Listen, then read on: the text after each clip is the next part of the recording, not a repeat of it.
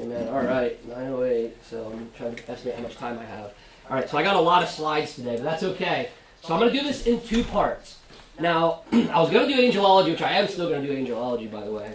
But the way things set up, I'm going to only do 2 weeks, and then Dave and Matt are going to help me out by Brad's way. So I said, you know what, we'll keep angelology together. And I'll go over one of my favorite things, which is fun to learn about, is the Feast of the Lord, or also called the Feast of Israel. And this is in Leviticus 23.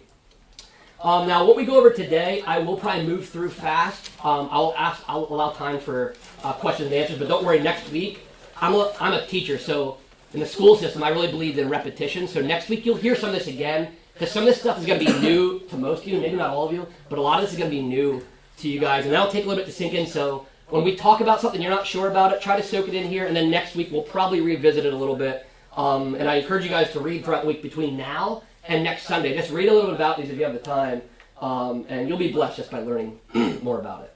First off, how many of you are familiar with the Feast of Israel or the Feast of the Lord? I know it's not a huge topic, and we'll talk about why, so don't feel bad. So there's a few of us. Okay. So, first off, it happens in the book of Leviticus. Everybody's favorite book to read in the Bible, right? Just kidding. This is one that everybody's scared of, because it's hard to understand with the times, but it is able to be understood, just like everything in the Bible is able to be understood. But to give you a little bit of an idea, Leviticus 23 obviously takes part in the book of Leviticus with the Feast of Israel, and it's given at Mount Sinai. So you got to remember, Moses received the law at Mount Sinai, and this is part of the law. Leviticus means the law, comes from the term Levites. Remember, the Levites were the priests, so it's all law-based. And Moses here receiving the law from God, and we can consider this the Constitution. I like to call it the Constitution of the nation of Israel, because if you remember, Israel's family went into Egypt as a family, and now they're going to leave as a nation. And you can see God's getting them prepared, because what nation can run without some kind of law system, right? So this is like their constitution. It's the greatest constitution ever written. And it's written by God. So, and God, the whole time, this whole book is really to call his people to be set apart and holy. So remember, Israel's just as sinful as the rest of us, but he's trying to call them to be different than those 70 nations we learned about in my Tower of Babel thing, if you remember that. He's trying to call them to be set apart because all the other nations are sinful. Remember, they turned from him, they rebelled. Israel doesn't do much better a lot, but he called them to do this. The first 7 chapters, we're not going to dive in, but the first 7 chapters of Leviticus, this is why people give up. First 7 chapters are all about burnt offerings, grain offerings, peace offerings, sin offerings, trespass offerings, things that many of us aren't even familiar with. But they have really deep context, and we won't study them today, but you can study all the different offerings, which also means sacrifices most of the time. A lot of times there's animal sacrifice, and you can learn all about why God had these different things called, but remember, everything points to Jesus, as we'll talk about. So the book starts out with all these offerings, and these are the new things we're going to have to do to worship the Lord. And the big part of these, which I love to point out, is sacrifice, right? Because there's an animal, and that's going to be a big theme. It's a big theme with Jesus, too. So one of the interesting things I just want to point out in Leviticus that blew my mind when I first learned it. So today we kind of get off easy, honestly, as Christians. When we say sorry for our sins and we ask for forgiveness from the Lord, he forgives us, right? And we don't have to do what they used to have to do. So, for example, if I were the head of my household and me and Jane and Roscoe and we wanted our sins forgiven, I'd have to take the sheep and I'd go up to the priest, but I wouldn't be able to let the priest do it. I would have to cut the innocent animal's neck in front of the priest.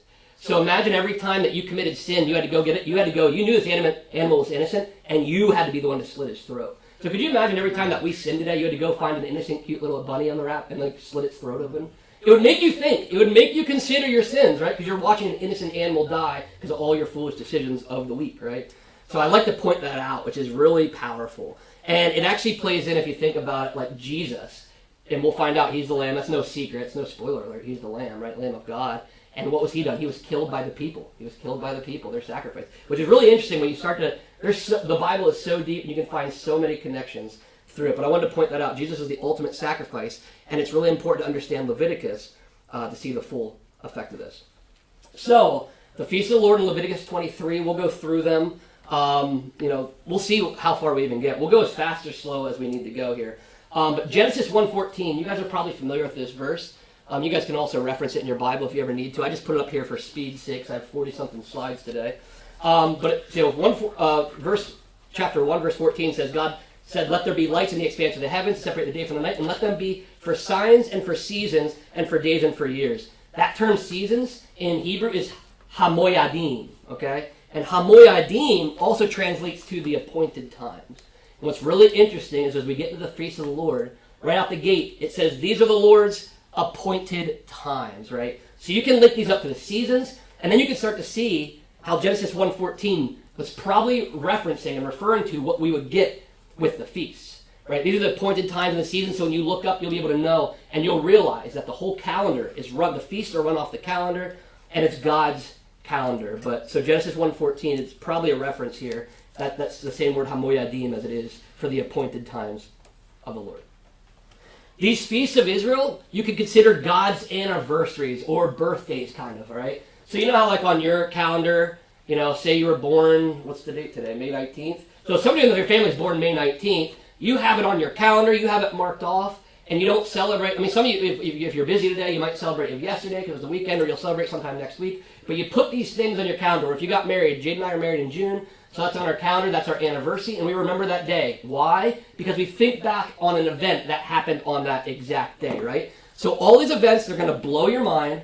Everything on the feast and all that we'll see happens on the exact day, because think of them as God's anniversaries, right? They happen just like your birthday and your anniversaries are celebrated on the day, so are the Lord's. Now, an interesting thing I want to look at. So the bottom ones in the blue and the yellow there are the 7 feasts that we'll get to. But what's really interesting in the appointed times, God also includes the Sabbath. And we'll talk about that just a little bit. That the Lord considered the Sabbath a weekly holy day. And isn't it interesting if you say, you know, like, let's celebrate the holidays. We say holidays, don't realize the term comes from holy day. It's a holy day. That's where the word holiday comes from, holy day. And the Sabbath is the weekly holiday or holy day, right? So one day a week, and we'll learn about that. That was actually God's anniversary. It's the 7th day of every week. And we'll see because of creation. Then we have these 7 feasts that we're going to really talk about and break down that blow my mind every time I look at them. So it's the Passover, unleavened bread, Feast of Fruits are kind of grouped with the Feast of Weeks. Those are considered the spring feast, those ones in the blue. And we'll really tackle those today if we have the time. Those are the ones we focus on. And then next week, we'll hopefully get to the fall feast, Feast of Trumpets, Day of Atonement, and the Feast of Booths, also known as the Feast of Tabernacles, okay? And the Passover you guys are going to be really familiar with. Almost all of you will know that one. And you might have heard of Pentecost or the Feast of Weeks or Shavuot. But those, I just want to kind of lay that out there. This is the most amazing part about this. So these feasts, we'll see they're pretty historic, and the Bible will make that very clear as you read of why they're doing this. They're going to remind them of what happened coming out of Egypt, because it's one of the most significant stories in the Bible, and it's referenced throughout the rest of the Bible, is how they came out of Egypt as slaves, right? And we learn all about that story with the 10th plague, and these play into that. So these are historic events, but the most amazing thing is they're also prophetic, speaking of future times. So when God gave these to Moses, in Leviticus 23, Leviticus on Mount Sinai, none of these were fulfilled yet. So this would have been a menorah, by the way, which is really interesting. You ever notice how it looks? Probably designed like that for the 7 feasts, God's number 7. But there would have been no candles lit here. But since Christ has come, he fulfilled the first 4 feasts, and we're waiting on these 3. And by the way, they happen on the exact day every time.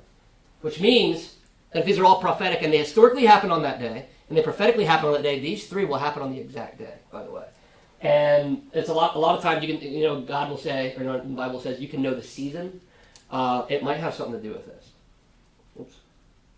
So again, they're historic and prophetic, but here's the prophetic aspect about it. So they were given to Moses before Jesus was ever born. The spring feast, which you see with those candles lit up there, speak of Jesus Christ's first coming. And you're going to see his first coming illustrated in every single one of these days. It'll blow your mind, and you'll be able to see, like, this is so obvious. It has to be. It has to be the way it is. And then the second coming of Christ we'll look at. These are ones that have not happened yet, but the Bible speaks of in multiple ways, and you'll be able to see how they will happen on the exact day, and it will start to make more sense to you. But the spring feast are his first coming, fall feast are second coming, and that's why I have that little illustration there, just to get that point across. All right. So we can slow down a little bit here, and if we have to, take our time on this is really different. We first have to learn about the Jewish civil calendar, because we run off the Gregorian Gentile calendar, okay? The Jews run off a lunar calendar while we run off a solar calendar, and there's this technique called a lunisolar calendar, meaning they run it off the moon, but they try to keep up with the solar year. That's how our years work. So they'll add an extra month. This is a dar. Every so many months, they have a weird 19-year system to balance it out, but they'll have a dar too. So could you imagine, like, every once in a while you just have December 2? So there'd be 13 months in a year. That's what they did to balance it out. And there's a whole pattern of that, by the way, in the Bible I could go into, about 12s and 13s. there was actually, like, you could consider there's 13 tribes, but depending if Levi was taken out, or if Levi was taken out, then Joseph's sons would be in. If those sons were out, then Levi would be in. The 12 and the 13, you'll see that pattern in the Bible a lot too. But that's how they balance that. But you can see from this calendar that their months are different than ours. And you've probably noticed, like Rosh Hashanah, which we'll talk about next week, it's in Tishri, but you can see it always happens in September. And you can see they don't really exactly line up. So Tishri is in September and October. Or, Shavuot is on the end of January, beginning of February. So they don't exactly line up, and that's why the holidays are all over the place, because they're based on the moon, which does not follow our 31 days. Because guess what? A moon cycle takes 30 days, right? That's why I have down here.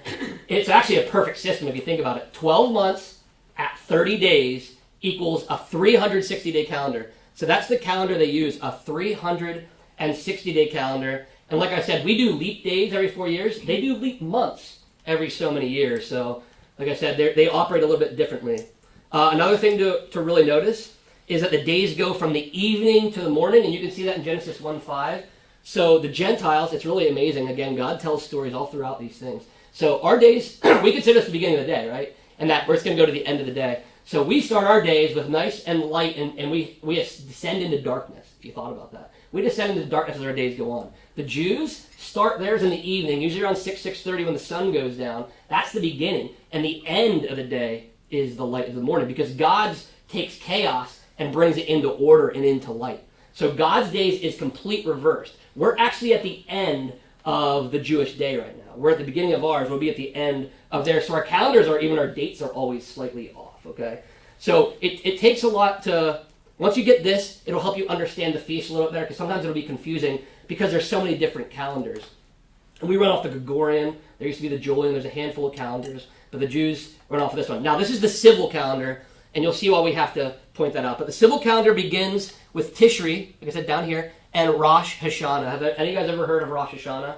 Right. All right. That's the one where they'll eat apples and honey. It's good luck for their new year, because their new year does not start in January, right? Theirs does not start in Tevet or Shavat. Theirs starts in Tishri, which is why it always happens at the end of September is when you celebrate that. That's when theirs starts, okay? And then their year ends in Elul. So you can see their months are quite different there.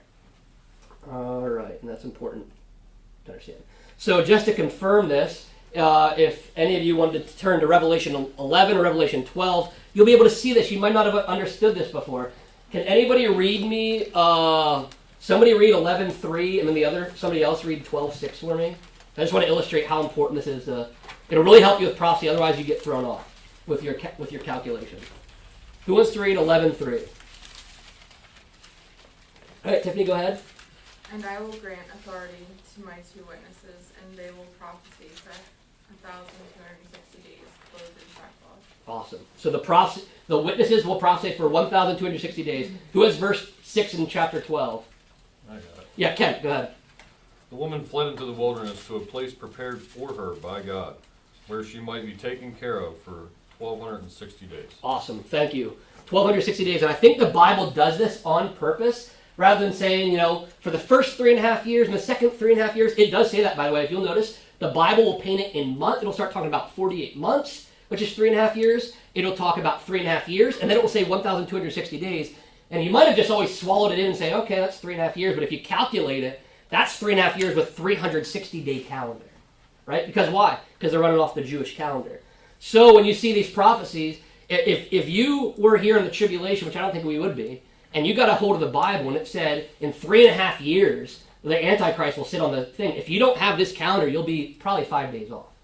So that's why it's important when you calculate that. We can prove that with those 1,260 days, they ran on the 360-day calendar. It's right there in the Bible. So the calendar, again, runs a little bit different, which is why things are a little bit off you'll see from our holidays. God also has a number pattern of 7 I want to talk about before we dive in to the feast here. So you'll see even in a time he has 7. So we know about the week. There's 7 days. 6 days of work, 1 day of rest. The world was created in 6 days, but it counts as 7 because the rest was included. God was including that. Why? The Sabbath, right? The Sabbath, it's a pattern of this.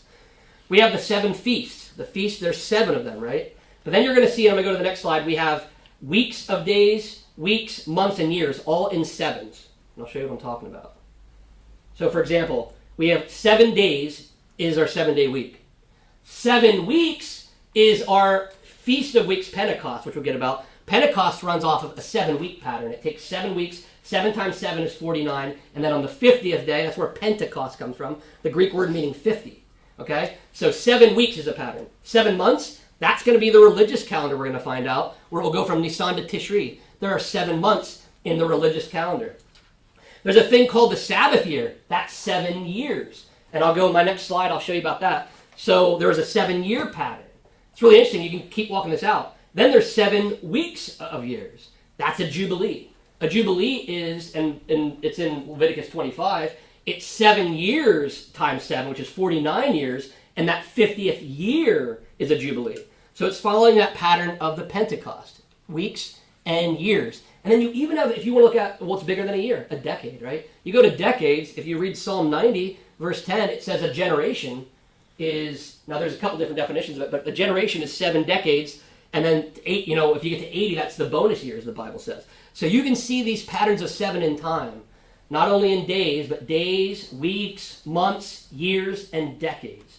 So he does this stuff calculated, and all of his decrees that he gives out here are all according to this pattern, because the Sabbath year and the Jubilee will be included in chapter 25 of Leviticus after we get through the feast. They're required as well.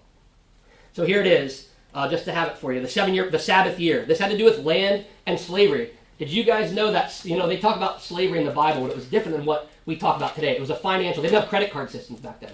So it was a more extreme credit card system, you can say, okay? But look at this. You actually could you imagine, I would actually love this system, by the way, because you couldn't owe on your credit card or your loans for more than 6 years, really. So first off, the land. For 6 years you shall sow your field, 6 years you shall prune your vineyard, and the 7th year it shall be a Sabbath. So the land is supposed to Sabbath. So if any of you are farmers, I know Lynn's not here, but Lynn's a farmer, any farmer would probably tell you this is completely accurate. God is showing you how to farm. You use the land for 6 years, and then you let it fallow for 1 year, because that's the pattern of the week. And that's how it works in years, right? Same thing with the slave, like I was talking about. Exodus 21 says, when you buy a Hebrew slave, he shall serve 6 years, and in the 7th, he shall go out free for nothing. It's following that pattern. That would be the slave's rest, that 7th year, okay? There's a pattern. Did you ever hear of the term, I'm taking a sabbatical? I'm sure you've heard of that, sabbatical. Sabbatical comes from the word Shabbat, which is Sabbath, right? And that's why people take time off from a job and they come back, a sabbatical. If you want to follow a legitimate sabbatical, every 7 years, you'd work 6 years and have a year off of your job. And then you'd work 6 years and have a year off of your job. If you wanted to follow, that's where the term sabbatical comes from, by the way. That's what it's at. Wouldn't that be awesome if every 6 years you got a break? All right, now here's the catch. Here's the catch, though. You guys have to work 6 days a week. That's the other thing. So there's a catch to it. It does add up. It gets you on the other side. And then here's the Jubilee, Leviticus 25. I'm just going to highlight these points for time because we're already short. You shall count 7 weeks of years, 7 times 7 years. Like I was saying, 49 years plus a year later. And you shall consecrate the 50th year and proclaim liberty throughout the land to all its inhabitants. It shall be a Jubilee for you. And it's the return of the property. So this is when property will be returned. If your family owned land and somebody bought it at the Jubilee, your family gets it back, whether you sold it or not. And they would actually prorate it. So if I wanted to buy some land from somebody right now, the last one that we had was 2017. So the next Jubilee is 2067. So you'd actually have to prorate it out. Because we're so much further away from the Jubilee, I'd be able to sell it for more money. But if it was only a year or two out, say you sold something in 2015 and we were still practicing this, you'd only prorate it as 2-year sale. It wouldn't be a full house sale because you're getting it back.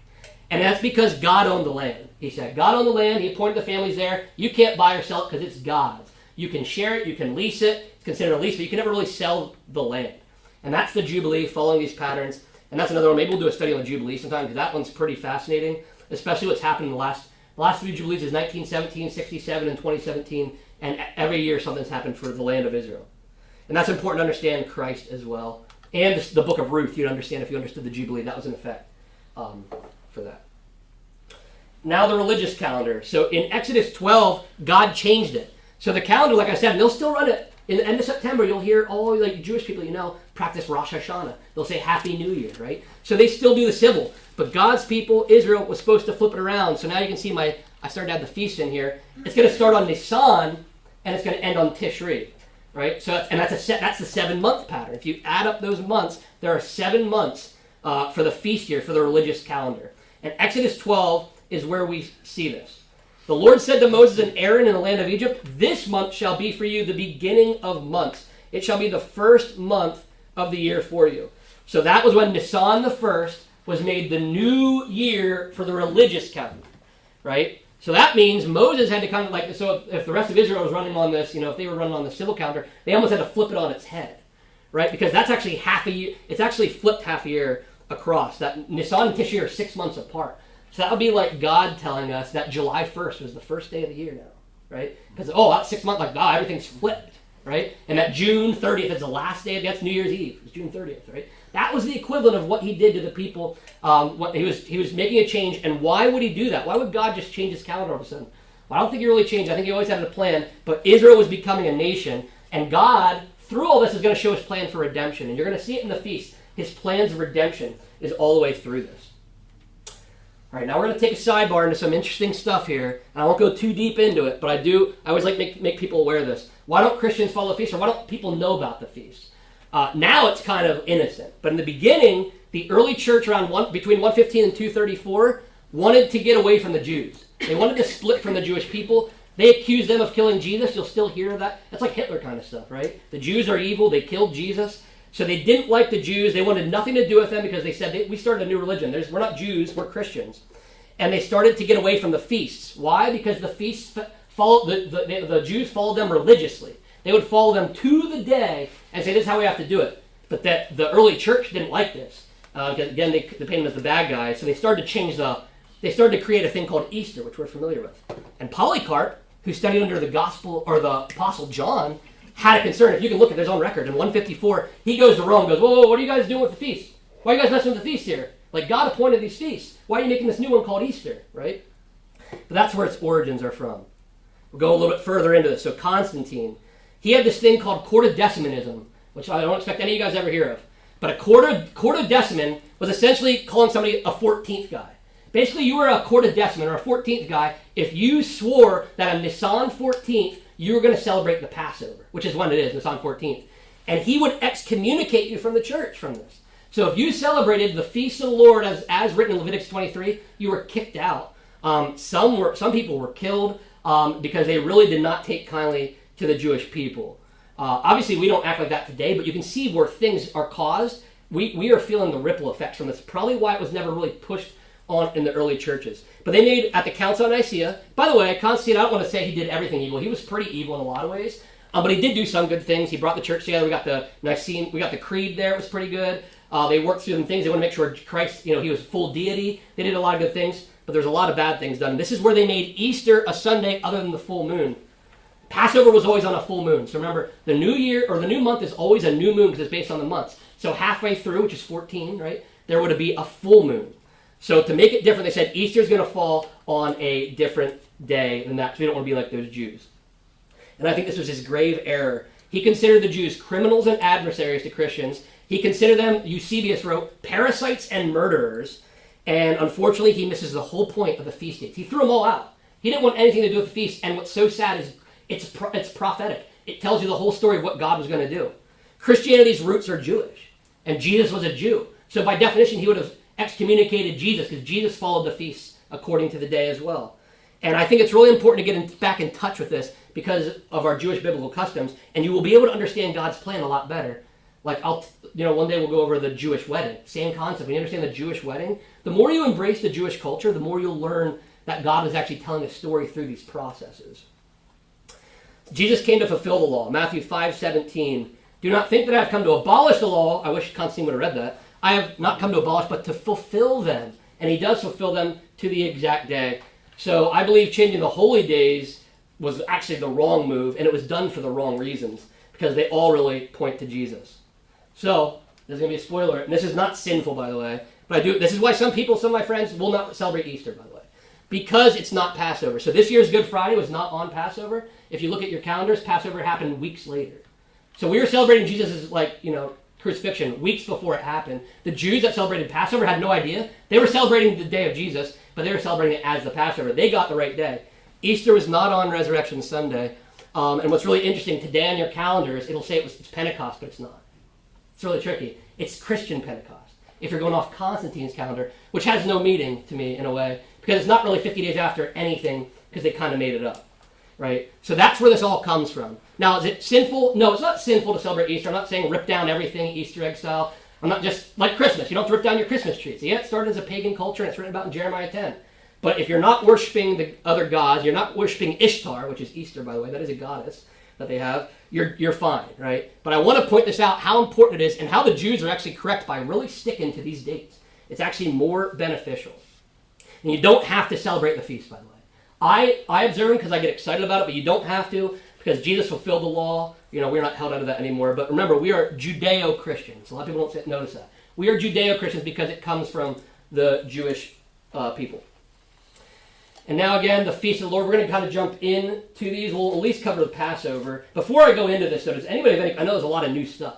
That's why we're doing it in 2 weeks. Does anybody have any questions? 'Cause I know there's a lot of intro here. I'm just trying to paint the picture so when we get into this, you guys can understand a little better. Does anybody have any questions or thoughts based on the calendar or the feasts or Constantine, what I was talking about there? Anybody, anything? I know when I studied Ruth, Yeah. it helped me understand the calendar a little bit more yeah. because of The harvest. like it almost seems like it goes through Yeah. so many of this. So I just encourage people to study that because after you talk, read Ruth then. Amen. Because that's kind of helped me a little bit. It's awesome. And there's the harvest. You'll see all these feasts are around barley harvest, wheat harvest. He's right. When you read, what's so cool is you get these feasts, and then you'll see all these things lived out throughout the Bible. You'll see it all, and you can pick up these pieces, like you said, in Ruth, and really pick this stuff up. Beer, did you have a question or thought? Yeah, just a question of clarification. When you said today's Pentecost, is that the Christian liturgical calendar? Yeah, it's a Christian calendar. Yeah, so like when we celebrated, like Easter Sunday, it's based off of, they do the 50 days based on that calendar, which would be incorrect. It would kind of be like if your birthday was today, but 3 weeks ago we celebrated your birthday, and then in a couple of weeks we say it's 50 days after your birthday. It's not really 50 days after your birthday. So if you want to, and again, it's all about more is really your focus on God. So if you're celebrating Easter out of that, it's not sinful. And we'll get to why. The Bible is very clear that it's not a sin. I even put that, Colossians 2:16-17, we'll read about that. It's not a sin. You don't have to say that you're doing evil things or anything like that. But what it does come from is this anti-Semitic, which still lives in our world today. It was misguided. Constantine thought he was doing the right thing, and he was doing the worst thing. And it really threw a lot of us off. And there's so many people since Constantine that probably never got to learn about this because it was basically banned. All right, I'm just going to go ahead and jump in just for time, just so we can get through a little bit of the feasts, so you can see a little bit of what I'm talking about. Colossians, here's the verse I was talking about, by the way, or two. Therefore, let no one pass judgment on you in questions of food and drink, or with regard to a festival, that's a feast, or a new moon, that's a new month, or a Sabbath, that's a holy day. So do you see everything I just talked about? The Sabbath, the brand new month, the new moon, and the feasts, that's what it's all talking about. So what it's saying is don't fight over Easter, don't fight over Passover. As long as you observe this, it's fine, because Jesus fulfilled the exact day, right? These are the shadows of the things to come, but the substance belongs to Christ. Basically saying, those days didn't have the power. I had the power and was using those days to show my plan. You'll be able to see the whole plan of Christ's first coming and second coming through these feasts, and that's all you lose. You lose the vision if you don't celebrate those days or notice them. But that's why these verses are here, because I do have friends, like I said, that won't even go to any churches that celebrate Easter, or they don't celebrate the Sabbath on the seventh day. They do it like we're right now on the first day. There's some Seventh-day Adventists, they would get mad because we're not celebrating yesterday. But we have this to say you can celebrate. We could honestly have church on Tuesdays if you wanted. And this verse says we could do that, as long as you pick a day, right? And then here's a more close-up of those feasts again. So Nisan, and you can see all the months go all the way around. The first three happen here. It's kind of, that's why the menorah has that middle, the three, the middle, and the three. There's three that happen in Nisan. Then in Sivan, the 6th is Pentecost. And then you wait until Tishri, and then that's when it all ends. And that's what we're waiting on. This is the last feast that was fulfilled. So in the beginning, this is just the first. I'm just going to breeze through these just so you have them. These are the appointed feasts. Remember, HaMoyadim, the seasons. The Sabbath, again, included right before. So before we get into the feast, he again says the seventh day is the Sabbath of rest. I just want to point out here that this is the 4th commandment, by the way. There's 2 commandments I don't think Christians take seriously. It's the 3rd and the 4th one. The 3rd one, I hear a lot of people take the Lord's name in vain a lot of times. And a lot of people who don't rest. I'm included in this, by the way. I don't always Sabbath the best. But God put it etched in stone. So I would say you can talk about ceremonial and ritualistic laws, but the 10 commandments are literally etched in stone. These are really important. And God, throughout the Bible, is always talking about the Sabbath is holy. Exodus 20, verse 8-11 talks about this. And it's to honor God's work. 6 days of work, 1 day of rest. And he wants us to follow that. So that's why he puts us in there. He puts it in with the holy feast days. You got it, and then he puts it on the the commandments. So it's a pretty important day, and it counts as a holy day every week. Every week there's one holy day in it, no matter what. And they actually count that. There's 52. They count these as 52 feasts. The Sabbath is considered 52 feasts of the year because you have one every week. So I just want to touch that. That's why that's in there. Now we're going to go into at least the first one. We'll see how much time we can get through. At least the first one, and then next week we'll do the rest of the feasts, and I'll break them down. But I want to give you one example of what I'm talking about when I say Jesus fulfills these feasts. So in Leviticus 23, verses 4 through 8, we're going to hear about the Passover and unleavened bread all at once. And in blue, I'll just highlight the important parts to save us time. In the first month, that's now Nisan, on the 14th day, remember that's that quarter-decimanism? 14th, guys, I'm a 14th guy. So on the 14th day of Nisan, the month, at twilight is the Lord's Passover. He says it right there. On the 15th day, that'll be the next day, is the Feast of Unleavened Bread. So right out the gate, we get two of our 7 feasts. The Passover and the Feast of Unleavened Bread. But you shall present a food offering to the Lord for 7 days. Here's another interesting thing. The Jews, some of their calendars aren't even completely accurate because they'll only celebrate Passover for a day or two. It was supposed to go, the unleavened bread was supposed to go 7 days. Passover and then 7-day feast. That's the Passover and unleavened bread. So let's jump into the first one. We'll at least do this one, and then next week we'll come back and then we'll do the rest of the feasts. So the Passover, this is the most important one, the one you guys are most familiar with. Now remember, we're talking about his first coming. So, according to the Passover, and if you look at this, there had to be a perfect, spotless lamb that was killed on the Passover for the sins. Pure and spotless. And it had to be presented on the 10th of Nisan, if you read. 4 days before. And they'd bring the lamb in, the family would get it, and you'd have to watch it for 4 days. Why? To make sure it had no blemishes. So they'd actually watch it for 4 days, make sure it had no blemishes, and then they'd kill it. Did you know that Jesus shows up on the 10th of Nisan in Jerusalem on a donkey? So the lamb is literally, so this is what's so crazy about this. Jesus presented himself as the lamb on the 10th of Nisan. If you go back and look at the calendar when he came, it was on the 10th of Nisan. Zechariah 9:9 was that prophecy that he'd come riding on a donkey, and then he did it on the 10th of Nisan. So that was that should have been the first thought, like, wow, I got to present, like, all those people shouting Hosanna had to go back to their house to go get their lamb, because they had to have it for 4 days. So that same day, they had to go grab their unblemished lamb. And, they probably weren't thinking that, because they didn't think he was going to be killed. They didn't understand that. But Jesus was showing up on that same day that all the other lambs were being inspected. And then they were supposed to be killed on the 14th, because remember, that was Passover. And one of the rules, if you read, that they had to be pure and had to have no broken bones. No broken bones allowed, because that was considered a blemish if something was wrong with the lamb. So no broken bones at all. And the whole point of this was to point back as a historical event. It's salvation through the blood of the lamb. Remember the 10th plague of Egypt? He said, hey, paint your post and lintels, your doorposts, with blood, the blood of the lamb. If you had that blood, you were passed over. That's where the term Passover comes from. You were passed over by the death angel, which was Christ, by the way, if you study it. It's pretty interesting. Passed over by the death angel. If you didn't have the blood, your firstborn was killed, which means if you were a Jew and you didn't put the blood up, your firstborn died. If you were an Egyptian living with a Jew and you put the blood up, you were safe, right? It's going to show that the blood does not discriminate. God does not discriminate based on your ethnicity or who you are or what your country is. He discriminates based on if you have the blood of the lamb or not. That's what happened right there. And that was what the big story was trying to point to with the Passover. What's really interesting, this is, maybe coincidence, maybe not. So on the Egyptian calendar, remember the calendars are all different. In Egypt, that was considered the 13th of the month. Some people think that this is where the Friday the 13th origin comes from. You hear people get really freaked out, it's Friday the 13th. That was the day that all of a sudden all the firstborn of the cattle and the kids and they were all killed on Friday the 13th. So there's a possible origin that people think there's bad luck because to them it looked like bad luck, right? They woke up and everybody was dead. So here's the interesting thing. Jesus himself was killed on the 14th of Nisan. Do you remember when he was going to trial? They didn't want to do anything because it's Passover and the holidays here and they wanted to rush. And Jesus forced their hand. That's why he was doing all that stuff. He was making them. That's why he says, Judas, go, quick, go do it now. Because he was forcing the Jewish leaders' hands because they were going to have to do this on Passover and they didn't want to. But Jesus had to force them to because they had to fulfill the feast. So that's why he had to be killed on the Passover. They didn't want to do it. And Jesus, if you read the text, you can see he makes them do it. He makes them do it on the Passover. They didn't want to do it, and that's written in the scriptures. And by the way, do you remember that piece of scripture where he's like, hey, make sure they're all dead. Back then, the Romans, when the people were hanging, to make sure they're dead, you'd break their bones. But do you know the soldier actually broke his command? He walked up and was like, I think he's already dead. Let me just check. He stabbed him instead, and that's when all the water comes out. He didn't break his bones. Again, he was ordered to break his bones, and he did not. So again, you can see how Jesus, the whole setting, he wasn't supposed to be killed on Passover, and they wanted to break his bones, and none of that happened. Because God's in control. But you see that happen right here. Let's see what time it is. I'll open up, we'll go into other feasts. I just want to show you at least one of the feasts. Next week we'll go into, and I'm going to open up for questions and answers.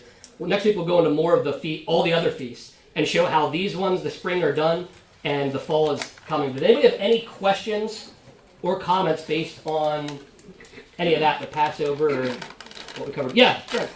Not to paint a gruesome picture, but you know, if you've ever been to a butcher shop, it's pretty dirty. Oh yeah. What did they do? What did they do besides? Did they have like? What did they do with all the offerings? Yeah, so this is a fantastic question, because I remember when I was in Africa, we were ministering to people in Eastleigh, which is a Nairobi slum, and next to us you hear, and they'd be cutting, they'd have blood, you see blood, you're not in America, they would have not passed code. But there's blood everywhere, you could smell it on the streets, kind of like Greg was saying, it smelled awful. So, if you notice, when they're doing a lot of this Passover, which they were in the wilderness, right? They were in the wilderness and they were moving around. A lot of people think because of all the sacrifices and the blood, again, remember, God's in control. He's also the master scientist. What Greg's saying is right. If we were in a butcher place, we just kept killing, there's blood here, so much bloodborne disease would take over. We'd all be getting sick and all kinds of stuff. But what does God have them do? He would lift up and move, and they would have to go. So what God, I think, made them do is they were in a tent, a tabernacle, so they'd have to tear that thing down like camping, pack it up, and move. Why? Probably because of what you're saying, Greg. Probably because, well, there's blood everywhere. You guys can't stay here anymore. We're going to hike 5 miles that way. Follow me. And he gets up and goes. They set the tent up. They do a couple more killings. They're killing all these things. And then God, all right, pick up, pack up. We got to go. I think that's why that happened. Because you're right. Like, what would they do? There's a lot of blood. And you consider the families that are doing this. And sometimes there's like 7 animals that need killed. It's not even just one. So the amount of blood would be insane. Yeah, Bill. What do they do with the meat? Well, they do with meat. Oh, that's good. So some of the meat, depending on so they either burn it. Either they burn it if they were told to do that, or they would give it to the priest. Depending on when you go back to all those different offerings in Leviticus. So some of the food that the priests ate would actually come from the offering, and you can actually see a little bit of this if you go to 1 Samuel. Eli, before Samuel was Eli, and he had 2 sons that were evil priests, and they would eat more than they were supposed to. They'd take some more of the meat for themselves than they were supposed to have. They were sinful and they were greedy because they were manipulating this. But that's a great question. So the meat was either burnt or eaten by the priests. And it does seem like, well, man, that's a waste, burning it. But you did the same thing with the first fruits. Look at the first fruits. You'd wave it and you'd burn stuff. The drink offering, you pour it out. You ever hear people like, I'm going to pour out something for my buddy, or whatever. Like, that's a real drink offering. You just pour out libations. Or this food, you just set it on fire. And it seems wasteful, but in God's eyes it wasn't, because he commanded it, and it was God consuming it and taking it up. But that's actually where the priests got their food, because remember, the priests didn't have any other job other than doing this, and they lived off of tithes. That's what tithes, that's where the money was, to take care of everything. The Levites didn't even own their own land, by the way. They had no land. They just had to live in these Levitical towns. But yeah, so the priests, the food they ate were based on sacrifices, which is interesting because this is common. Because you remember when Paul gets into this debate with people, and you can read it in was it Romans 14? When you read about when they're debating over, was that meat offered to idols and stuff like that? Because other cultures also did this. And some would offer their meat to their other gods. Now the Jews are like, nope, can't eat that, can't touch that one, because those are for other gods, and our meat is for Yahweh. So it's really interesting and fascinating to think about this stuff. Any other thoughts around? Yeah, Paul. Did Judas have a choice? Oh, man. That is a deep question.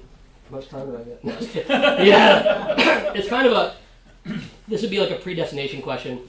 So for me, this is how I explain it. So free will and fate to me, and Calvinists get really mad when I say this, but free will and fate coexist to me. So for example, and God's a player. So we do have our own will. Some people will get mad because I say free will. Because you don't have a free will, because God can trump yours. That is true. But we do have a will, because I don't think God makes me sin. I really don't think he does, right? So it means I have somewhat of a choice. And God gives us these parameters for choices that we have. But remember, God is also a part of the game too, right? He can also play and be a part of it. But then he also has this sovereign plan that you can't mess with. So going back to Judas, in his sovereign plan, Judas had no chance. God was going to pick him to do this. However, did God lay it out to let Judas pick? I think so too. I think God can see, if there were an infinite amount of possibilities, God saw the perfect one and created it and allowed that one to live. which means I think we all play right into God's plan. God could have let us choose another thing. He lets us choose, but we can never get out of his control. We can't ever throw his plan off. So I think Judas got to pick, but I also think God's hand was also in it. So sometimes we have free will to sin on our own, and then sometimes I think God, like you see with Pharaoh. Now Pharaoh does sin at first, but then God hardens his heart and makes it impossible. Jacob and Esau, you can argue about that. Well, how come Esau was hated right out the gate? It's this whole thing that God has a plan, and he trumps us. So his will is the free will, and then our will comes underneath. So we do have our own choices, but I don't think, like I said, that my evidence is God doesn't make us sin. I don't think he's the author of sin at all. But he could intervene at any moment. So I think Judas somewhat had a choice, but Calvinists would say he didn't, because God's whole plan was to use this guy Judas to fulfill it. And I always feel bad for Judas. I mean, who knows, but it says like it's better if he had never been born. Man, I would hate for God to say that about me. Better than never been born. But yeah, that one gets really, really tricky between free will and fate. People have been debating it for thousands and thousands of years. But I do think that we have our own choices, and then God allows us. You even see that in the divine council, and you see that with like our prayer. Like, you could ask the same question: do I really have a choice of what to pray for, or is God praying for me? And I met some Calvinists that said, God's praying every word for you. And I was like, well, I don't think so. But I don't know, maybe, but I don't think so. I think that we really do have because remember, we don't receive because we don't ask, right? But is God making us not ask so we don't receive? That doesn't sound right either, right? So we do have some wiggle room in here. God has an overarching plan, but he allows wiggle room for creativity and our own will and volition. He already knows what we're going to pick, and that's how it plays out like that. So that's a really great question, but that's my answer. Kind of both. He did and he didn't all at once. It's kind of like Schrodinger's cat. We're getting the quantum physics stuff. It can be everything all at once in a way. So, great question, Paul. Any other thoughts? Yeah, Dave. You won't have time to answer it. Yeah, we'll give it a shot. Having studied the feast, do you think the feast will be celebrated in the millennium and eternity? That's a really good Because question. we're told we have a new world, and personally I think the firmament will be back in place for this world to be like creation. Right, well, exactly. So It's a great point, because it says, I know, it's a really deep question, and things really do change. I do believe the firmament comes back and everything returns pre-flood, because we're actually in the third state of the earth, by the way, because Adam and Eve were in the perfect one. Then after them, Noah lived in a almost perfect one, but it was dying and decaying. Now we live in a death decay. We live in the third point of that. But it does say practice from generation to generation. We do also know when Jesus comes, now we have our Passover lamb right there in front of us. So I think things change. I do know that we'll go up, like it talks about people going up to give sacrifices. And we could do a whole deep study. That's another one. Maybe we'll do part 3 of part 2, or is it part 2, where we study that, because there will still people, and if they don't come up, God has a plan of what he's going to do to the millennial kingdom if they don't come and give so there's some kind of sacrifices, but we're not so sure if they actually celebrate these or not. And by the time the millennium comes, we'll have fulfilled all 7 of the feasts. So it's almost like if it's like at the end of a movie, like, all right, we fulfilled it all, that's a wrap. And now you got the real Jesus right in front of you. but wouldn't the feast still be a celebration of that? See, and that's the thing, that's a question, because we don't have to sacrifice anymore, but it is, just like right now. That's a great point, because right now, do you have to celebrate the Feast of First Fruits and Pentecost, all that stuff? No, but I always pay attention to it when it happens, because I'm remembering what happened, or I get really excited more in the fall, because they're the ones that haven't happened yet, and I'm like, will it be the Tishri of the first of this year? Because something will happen on Tishri the first, but we just don't know which one. That's why Jesus says, you can't know the day or the hour or whatever, but you might be able to know what season, aka Tishri, right? But we don't know. I don't know it's going to come this year or whatever, but you can see these patterns. Something's going to happen in the Feast of Trumpets. We'll get to all that next week, but I'll let you guys go. Have a great week, and study Leviticus 23. We're going to really dive into the feast and bring more questions and insights you guys might have. Thank you.